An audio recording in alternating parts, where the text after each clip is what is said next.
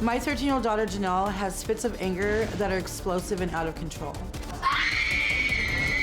I'm hitting everybody! When Jonelle gets angry, she is like a whole nother person. I wish everyone didn't exist! She has called me a fat whore, a fat bitch. I'm a horrible mother. You suck! You are the worst person to ever exist! Last year in April, Jonelle's dad passed away from cardiac arrest. When Jonelle heard the news, she screamed like nothing I'd ever heard before. After Jonelle's father passed away, her behavior started to increase. Don't look at me! Watch your mouth. I hate you! One of the absolute worst outbursts that Jonelle had was back in the beginning of this year. I took her to school, I told her to get out, and she refused. She started yelling and screaming at the principal. A female sheriff went over to the truck. Jonelle was screaming at the sheriff as she was threatening to punch her in the face. They decided that they needed to take her to the mental hospital. I was called about 5 hours later. I went and picked her up, and about 10 minutes down the road, she goes, "You know how I said I apologized to that sheriff? I didn't mean it. She deserved everything I said and did to her." You never care about anything! All you care about is yourself! Just a few weeks ago, I had tried to enroll her into a intensive behavioral therapy program, and all of a sudden she just started screaming at me. She recently had become obsessed with wanting to get a new bed. When Jonelle realized she wasn't gonna get the bed, she was in such a rage that she took her cell phone and threw it on the ground and shattered it. My fear is that she could possibly hurt somebody or herself. We discussed it. We didn't discuss anything!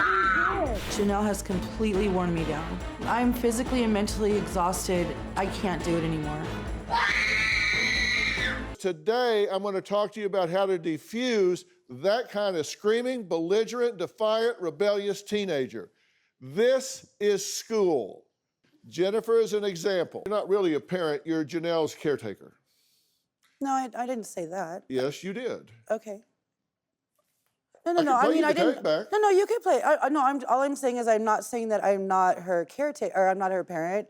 I'm not just her caretaker, but there hasn't been a lot of rules. There's not been a lot of structure for not just Jonelle, but growing up.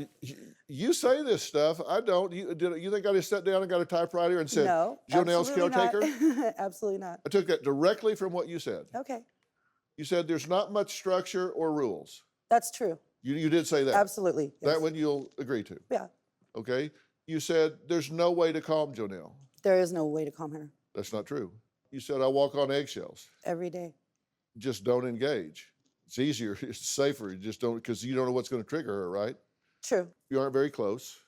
We're not super close, but we are close. I mean, Why did you say we aren't very close? Well, we're not as close as we could be. We're not. You're right. I'm sorry. I mean, I've said a lot of things the past few days. I probably did say that. No, you didn't probably say it. You said it. Okay, I said it. No, you did. Right. Don't You're disagree with me because I'm saying you did. No. I'll get the tape and play it for you. No. I'm just wanting you to see your overall attitude in writing. Right. Because these are things that you say. Right. You said we are not very close. She can't talk to me.